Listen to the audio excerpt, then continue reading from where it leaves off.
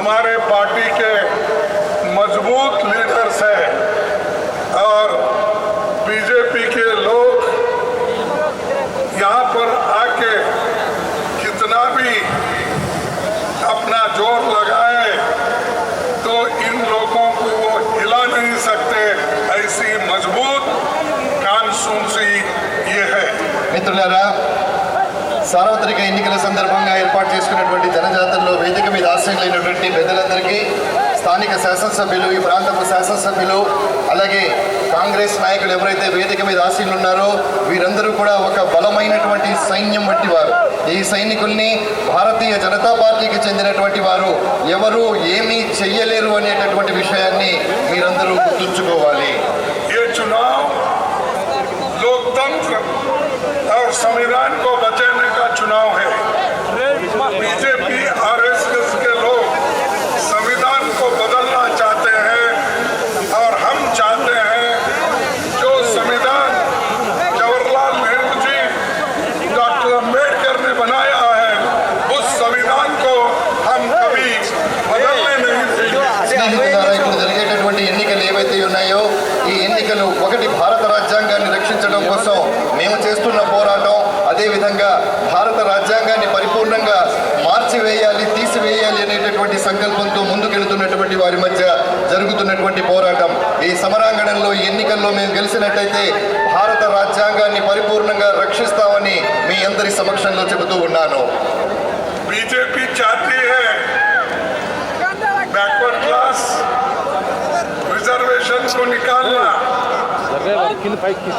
SC के reservation को निकालना, एसटी के रिजर्वेशन को निकालना और गरीबों को तंग और तबाह करके इस देश में गुलाम जैसे रखना, ये आरएसएस और बीजेपी का इरादा है. భారతీయ జనతా పార్టీ యొక్క ఉద్దేశం ఏమిటంటే ఈ దేశంలో ఉన్నటువంటి వెనుకబడ్డటువంటి వారు, దళితులు, ఆదివాసీలు, ఆర్థికంగా వెనుకబడ్డటువంటి వాళ్ళు ఎవరైతే ఉన్నారో వాళ్ళందరినీ సమూలంగా వాళ్ళ రిజర్వేషన్లు ఏవైతే ఉన్నాయో అవన్నీ తీసేయాలి, వాళ్ళందరినీ వెనక్కి నెట్టాలి, వాళ్ళని ఎప్పుడూ కూడా జనజీవన స్రవంతిలో కలవకుండా చేయాలి అనేటటువంటి ఒక కుతంత్రంతో ఈ ఎన్నికల్లో వాళ్ళు ముందుకు రావడం జరిగింది. కాంగ్రెస్ పార్టీ, सीपीआई पार्टी और इंडिया गठबंधन के माध्यम से भारत के संविधान और लोकतंत्र की रक्षा के लिए भाजपा के खिलाफ हम सब लोग मिलकर लड़ रहे हैं. ఈసారి జరుగుతున్నటువంటి సార్వత్రిక ఎన్నికల్లో కమ్యూనిస్టు పార్టీ వారితో, అదేవిధంగా ఇండియా యొక్క కూటమితో, వీరందరి భాగస్వామ్యంతో భారతీయ జనతా పార్టీకి వ్యతిరేకంగా మనం పోరాటం చేస్తూ ఉన్నాం.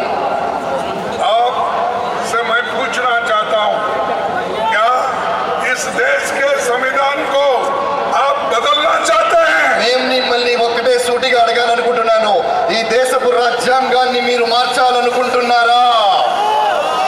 नो नहीं, కాదా?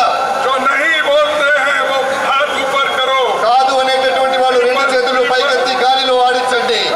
రాజ్యాంగాన్ని మార్చకూడదు అనే వాళ్ళు ఒక్కసారి చేతులు రెండు పైకెత్తి గాలిలో ఆడించండి.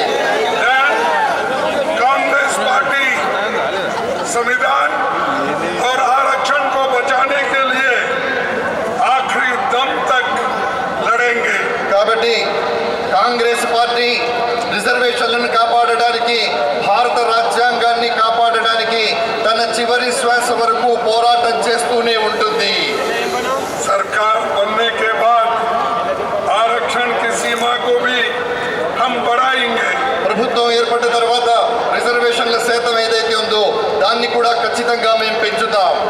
क्या आप हमारा साथ देंगे? మీరు మాతో సహకరిస్తారా?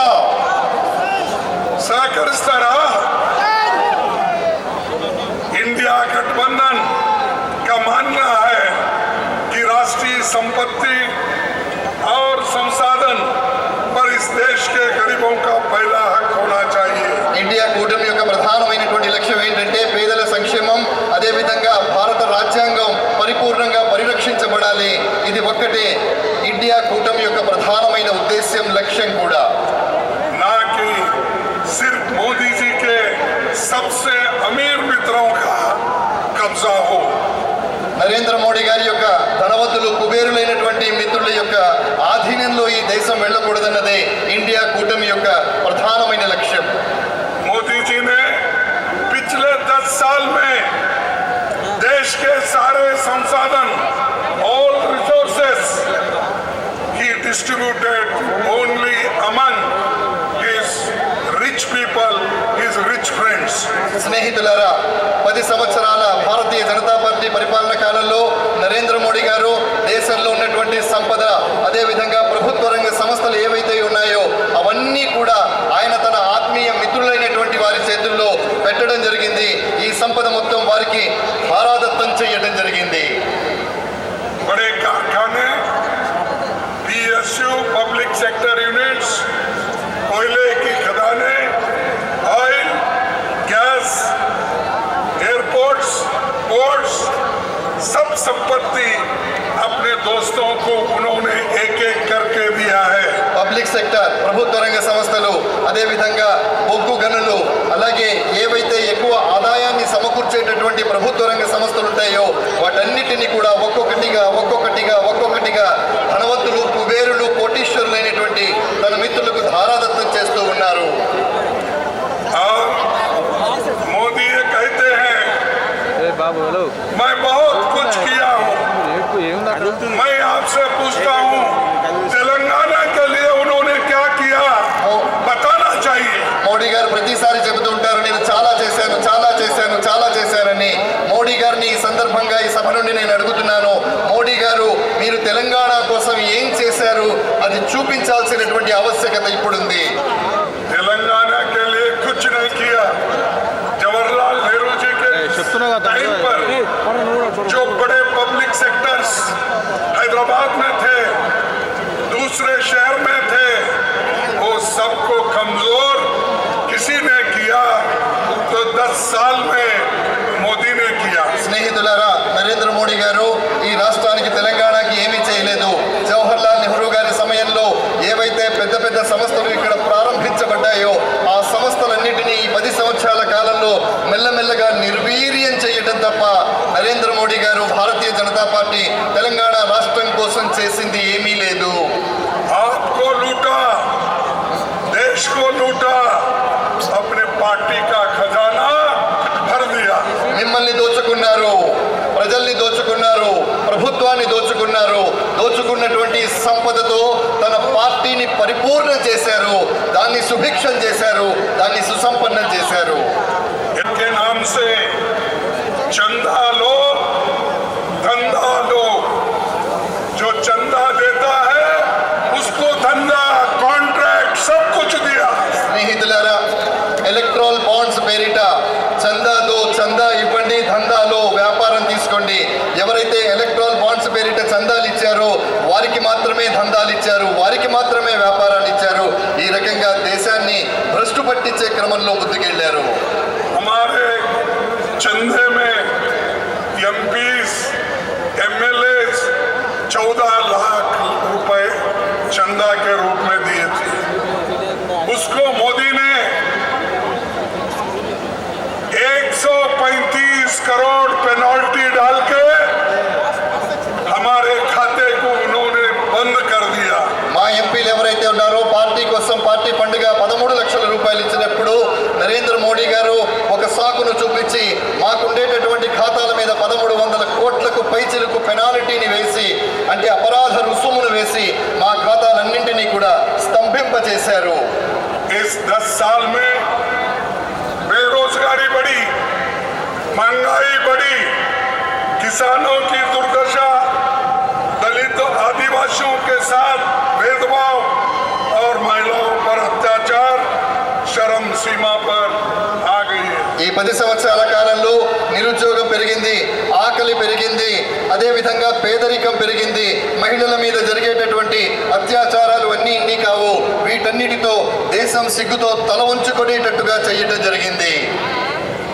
मोदी जी ने कहा था ITIR, Bayyaram steel plant, Kazipet coach factory, इनमें से किसी एक का वायदा भी उन्होंने पूरा नहीं किया. यही दर्शाता है मोदी कितने झूठ बोलते हैं. ITIR, కాజీపేట పోస్ట్ ఫ్యాక్టరీ, అదేవిధంగా బయ్యారం గనులు, వీటన్నిటికీ సంబంధించి నరేంద్ర మోడీ గారు చాలా వాగ్దానాలు చేయడం జరిగింది. కానీ ఏ ఒక్క వాగ్దానాన్ని కూడా పరిపూర్ణం చేయలేదు. ఈ ఒక్క విషయం చాలు నరేంద్ర మోడీ గారు తెలంగాణకు సంబంధించినటువంటి విషయంలో అబద్ధాలు చెబుతున్నారు అని నిరూపించడానికి. हल्दी बोर्ड 5 दिन में स्थापित करने का वायदा मोदी ने किया था. పసుపు బోర్డుని కేవలం 5 రోజుల్లో స్థాపిస్తాను అనేటటువంటి వాగ్దానాన్ని నరేంద్ర మోడీ గారు చేయటం జరిగింది. इस वायदे का हकीकत आप सबको मालूम हो गया. ఈ వాగ్దానం ఎంతవరకు నెరవేరిందో మీ అందరి కళ్ళ ముందే ఆ సత్యం ఉంది. वही कांग्रेस तेलंगाना सरकार ने 100 दिनों के भीतर बदलाव लाने का प्रयास किया. महिलाओं के लिए मुफ्त बस यात्रा दिया. స్నేహితులారా, అదే తెలంగాణలో మీరు స్థాపించి మీరు ఓట్లు వేసి గెలిపించినటువంటి మన ప్రభుత్వం, కాంగ్రెస్ ప్రభుత్వం ఏదైతే ఉందో కేవలం 100 రోజుల్లో తాను చెప్పినటువంటి ప్రతి పనిని పరిపూర్ణం చేసే దిశగా సాగింది. 100 రోజుల పాలనలో మీరందరికీ నేను చెబుతూ ఉన్నాను. ఒకటి, మహిళలకు బస్సులో ఉచిత ప్రయాణ సౌకర్యాన్ని కల్పించడం జరిగింది. उचित प्रयाणों बस में है क्या पूछिए. ఉచిత ప్రయాణం అంటే బస్సులో ఎప్పుడైనా ఉచిత ప్రయాణం అనేటటువంటి ఆలోచన ఉండేదా? ఒకసారి మీరందరూ చెప్పండి. గట్టి. ఉచిత ప్రయాణం అనేటటువంటిది మీకు తెలుస్తుందా లేదా? महिला ఆడవాళ్ళకి విజ్ఞప్తి చేస్తున్నాం, మీరు బస్సులో ఉచితంగా తిరుగుతున్నారా లేదా? తిరిగే వాళ్ళు ఒకసారి చేతులు పైకెత్తి చూపించండి. राजीव आरोग्यश्री पहले 5 लाख था, अब कांग्रेस के हुकूमत में 10 लाख कर दिया गया. ये हमारी देन है. రాజీవ్ ఆరోగ్యశ్రీ గతంలో 5 లక్షల రూపాయలు ఉంటే 200 यूनिट बिजली मुफ्त मिल रही है. 200 యూనిట్ల ఉచిత విద్యుత్తు మీకు దొరుకుతుంది. गरीबों को 500 रुपए सिलेंडर. పేదవాళ్ళకి 500 రూపాయలకే గ్యాస్ సిలిండర్. बेघरों के लिए इंदिरम्मा हाउसिंग को मंजूरी दी गई. ఇళ్లు లేనటువంటి నిరుపేదలకు ఇందిరమ్మ ఇళ్ల పథకంలో భాగంగా ఇళ్లు నిర్మించుకోవడానికి కావలసినటువంటి అనుమతులు ఇవ్వడం జరుగుతుంది. अब आने वाले 15 अगस्त 2024 तेलंगाना सरकार हमारे किसान भाइयों का कर्ज माफ कर देगी. స్నేహితులారా, 2024 ఆగస్టు 15వ తేదీ అంటే 2024 స్వతంత్ర దినోత్సవం రోజు నాటికి ఈ ప్రాంతంలో ఉన్నటువంటి రైతుల యొక్క రుణాలు పరిపూర్ణంగా మాఫీ చేయబడతాయి. निजाम शुगर मिल भी हम चालू करके दिखाएंगे. నిజాం చక్కెర కర్మాగారం ఏదైతే ఉందో దాన్ని కూడా మేము ప్రారంభించి చూపిస్తాం. ऑटो चालकों को सालाना 12,000 रुपए हम देंगे. ఆటో నడిపేటటువంటి ఆటో రిక్షా వాళ్ళు ఎవరైతే ఉన్నారో వాళ్ళకి సంవత్సరానికి 12,000 రూపాయలు ఇవ్వటం జరుగుతుంది. इसलिए इंडिया गठबंधन के सरकार बनाना है. इसीलिए आप ज्यादा से ज्यादा कांग्रेस पार्टी हाथ के निशानों पर जो खड़े हुए हैं उनको चुन के भेजो. కాబట్టి ఇవన్నీ నెరవేరాలంటే, ఈ కలలన్నీ సాకారం కావాలంటే మీరందరూ కూడా కాంగ్రెస్ పార్టీకి ఓటేయాలి, హస్తం గుర్తుకు ఓటేయాలి. ఎవరెవరైతే మీ మీ ప్రాంతాల్లో కాంగ్రెస్ పార్టీ అభ్యర్థులుగా పోటీ చేస్తున్నారో వాళ్ళందరినీ గెలిపించడంలో క్రియాశీలకమైన పాత్రని పోషించాలి. कांग्रेस सत्ता में आने के बाद 5 न्याय 25 गारंटी हम देंगे. కాంగ్రెస్ పార్టీ అధికారంలోకి వచ్చిన తర్వాత 5 న్యాయాలు అలాగే 25 గ్యారెంటీలను మీకు ఇవ్వటం జరుగుతుంది. जनगणना जातिवार हम कराएंगे और सबके लिए हम कुछ ना कुछ नई पॉलिसी करके उनका कल्याण करने की योजना हम करेंगे. కులగణన చేయడం జరుగుతుంది, జనగణన చేయడం జరుగుతుంది. తద్వారా ప్రతి వారు ఏదో ఒక విధంగా లబ్ధి పొందేలాగా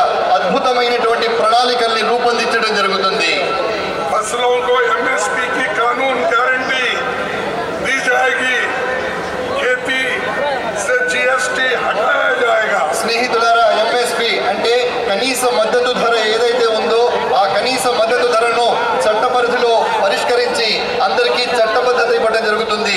అదేవిధంగా వ్యవసాయ ఆధారితమైనటువంటి పంటలు ఏవైతే ఉన్నాయో వాటన్నిటి మీద నుండి జీఎస్టీ అనే పన్నుని రద్దు చేయడం జరుగుతుంది. मजदूरों को नरेगा योजना में हम 400 रुपए हर एक मजदूर को देंगे. मनरेगा అనేటటువంటి పథకం ద్వారా అధికారంలో వచ్చిన తర్వాత ప్రతి కార్మికుడికి 400 రూపాయలు ఇవ్వడం జరుగుతుంది. 30 लाख वैकेंसीज जो केंद्र सरकार में है वो हम भर्ती करके हमारे नौजवान साथियों को हम जल्द से जल्द देंगे. కేంద్రంలో ఉన్నటువంటి 30 లక్షల ఉద్యోగాలు ఖాళీలు ఏవైతే ఉన్నాయో వాటన్నిటినీ సాధ్యమైనంత త్వరగా నింపి నిరుద్యోగులందరికీ కూడా కేంద్రంలో ఉద్యోగ అవకాశాలు కల్పించడం జరుగుతుంది. हर गरीब परिवार महिला मुखिया head of the family ladies उनके बैंक खाते में सालाना 1 लाख रुपए हम देंगे. కులగండ జరిగిన తర్వాత ప్రతి ఇంటి నుండి ఎంపిక చేసినటువంటి ఇంటి పెద్ద ఎవరైతే మహిళ ఉంటారో వారి పేరిట బ్యాంకులో ప్రతి సంవత్సరం 1 లక్ష రూపాయల నగదు జమ చేయడం జరుగుతుంది. इस चुनाव के बाद बीआरएस की दुकान हमेशा के लिए बंद हो जाएगी. ఈ ఎన్నికల తర్వాత బీఆర్ఎస్ యొక్క దుకాణం ఏదైతే ఉందో అది శాశ్వతంగా మూతపడిపోతుంది. और बीआरएस इस इलेक्शन में वो इनडायरेक्टली बीजेपी के साथ रहने से वो एक भी सीट जीत नहीं पाएंगे. స్నేహితులారా ఇండైరెక్ట్ గా అంటే పరోక్షంగా భారతీయ జనతా పార్టీ మద్దతుతో ఉన్న తర్వాత ఎప్పుడైతే బీఆర్ఎస్ వాళ్ళతో కలిసి పోటీ చేయాలనుకుంటుందో లేదా పరోక్షంగా మద్దతు ఇస్తుందో అప్పుడు ఒక్క సీటు కూడా గెలిచే అవకాశం ఎంత మాత్రమూ లేదు.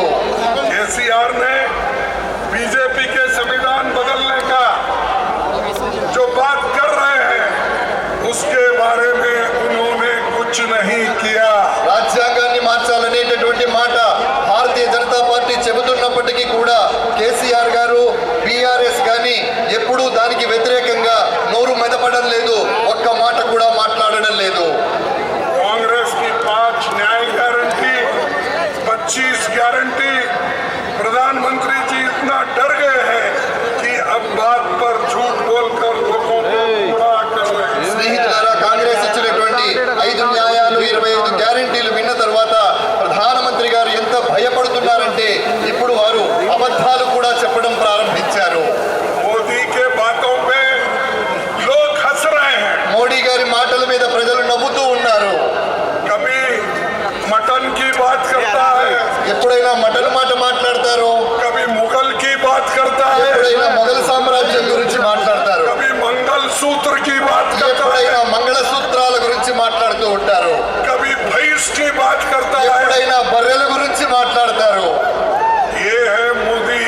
ఇది మోడీ. मोदी छोटे छोटे बातों को लेकर लोगों को भड़का रहे हैं. చిన్న చిన్న మాటలు తీసుకొని మోడీ గారు ప్రజల్ని రెచ్చగొట్టే ప్రయత్నం చేస్తూ ఉన్నారు. और लोगों को ये कह रहे हैं तुम्हारे पास 2 एकड़ जमीन है तो 1 एकड़ कांग्रेस वाले छीन के दूसरों को देंगे. ఎంతవరకు దిగజారి మాట్లాడుతున్నారంటే మీ దగ్గర 2 ఎకరాల భూమి గనక ఉన్నట్టయితే 1 ఎకరాన్ని కాంగ్రెస్ పార్టీ లాక్కొని అది ఇంకొకరికి ఇస్తారు అని కూడా చెబుతూ ఉన్నారు. अब 2 दिन के पहले कल यहाँ पर मैं समझता हूँ शाह कल ही है ना, कल शाह आए थे और मोदी जी अब उधर तेलंगाना में वो एरिया में फिर रहे हैं. वो क्या बोले तो उन्होंने बोला अदानी अंबानी के बारे में कांग्रेस वाले कुछ नहीं बोल रहे क्योंकि ट्रक भर के टेम्पो भर के पैसे कांग्रेस के पास जा रहे इसीलिए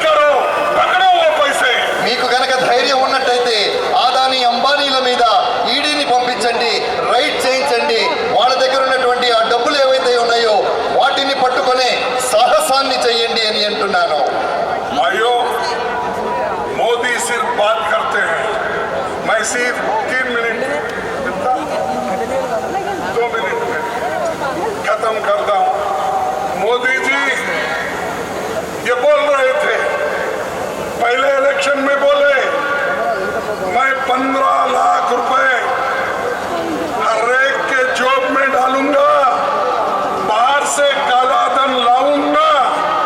क्या 15 लाख आपको मिले? బయట నుండి నల్లధనాన్ని తీసుకొస్తాను, ప్రతి వాళ్ళకి 15 లక్షల రూపాయలు ఇస్తాను అన్నారు. మీకెవరికైనా 15 లక్షల రూపాయలు వచ్చాయా? आपको मिले? మీకు వచ్చాయా? नहीं मिले। 2 करोड़ नौकरियां हर साल देने का वायदा किसने किया था? 2 కోట్ల ఉద్యోగాలు ప్రతి సంవత్సరం ఇస్తారనే వాగ్దానాన్ని ఎవరు చేశారు? मोदी ने किया था। మోడీ గారు చేశారు. दिया 2 करोड़ नौकरी? 2 కోట్ల ఉద్యోగాలు ఇచ్చారా? नहीं, ఇవ్వలేదు. ये भी झूठ बोला। एमएसपी और किसानों की आमदनी मैं डबल करूंगा, ये कहा कि नहीं कहा? కనీస మద్దతు ధర ఇస్తానని, రైతుల ఆదాయాన్ని రెట్టింపు చేస్తానని ఆయన అన్నారా లేదా? अनोरा लेना, अनोरा? अरे ये तो इतना झूठ बोलता है मोदी, झूठ के ऊपर झूठ, झूठ के ऊपर झूठ। इसीलिए मैं कहता हूँ मोदी जी ये झूठों के सरदार है। మోడీ ఇంత అబద్ధాలు చెబుతారు, ఎన్ని అబద్ధాలు చెబుతారు, ఎన్ని అబద్ధాలు చెబుతారంటే, అబద్ధాలు చెప్పేటటువంటి వారికి నాయకుడు ఎవరైనా ఉన్నారు అంటే అది మోడీ అని నేను అంటాను. मोदी जी का एक सीट, बीजेपी का एक सीट तेलंगाना में नहीं आना चाहिए। మోడీకి ఒక్క సీటు, బీజేపీకి ఒక్క సీటు ఈ తెలంగాణలో రాకూడదు గాక రాకూడదు. अगर आया तुम्हारा लोकतंत्र खतरे में है। ఒకవేళ వచ్చినట్టయితే మన రాజ్యాంగం అభద్రతలో పడ్డట్టే. अगर आया तो हमारे जो संविधान है वो खत्म हो जाएगा। వచ్చినట్టయితే మన రాజ్యాంగం ఏదైతే ఉందో ఆ రాజ్యాంగం పూర్తిగా సమసిపోతుంది, రద్దు చేయబడుతుంది. अगर वो फिर हुकूमत में आया तुम्हारे फंडामेंटल राइट्स चले जाए। ఒకవేళ మళ్ళీ కనుక వారి ప్రభుత్వం వస్తే మీ ప్రాథమిక హక్కులు ఏవైతే ఉన్నాయో అవన్నీ కూడా హరించబడతాయి. आजादी कांग्रेस ने दिलाई, స్వతంత్రం కాంగ్రెస్ తీసుకొచ్చింది. तुम बीजेपी वालों का कुछ भी नहीं।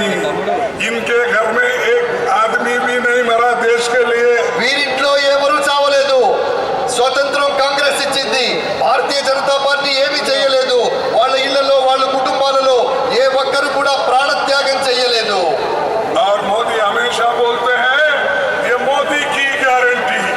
अरे मोदी की गारंटी 2 करोड़ नौकरी देने का नहीं दिया, 15 लाख देने का नहीं दिया, डबल इनकम करने का नहीं दिया, और हमेशा यही बोलता है डबल इंजन की सरकार। कहाँ है भाई तुम्हारी डबल इंजन की మోడీ सरकार? గారు ఎప్పుడు చెబుతుంటారు, నేను ఉద్యోగాలు ఇస్తాను, 2 కోట్లు కనీస మద్దతు ధర ఇస్తాను, ఇవన్నీ ఇస్తాను అంటుంటారు. కానీ ఎప్పుడు ఏమీ చేసిన దాఖలా కనిపించలేదు. మోడీ గారు చెబుతుంటారు 2 ఇంజన్ల ప్రభుత్వం, 2 ఇంజన్ల ప్రభుత్వం అని. ఎక్కడుంది మీ 2 ఇంజన్ల ప్రభుత్వం అని అడుగుతున్నాను.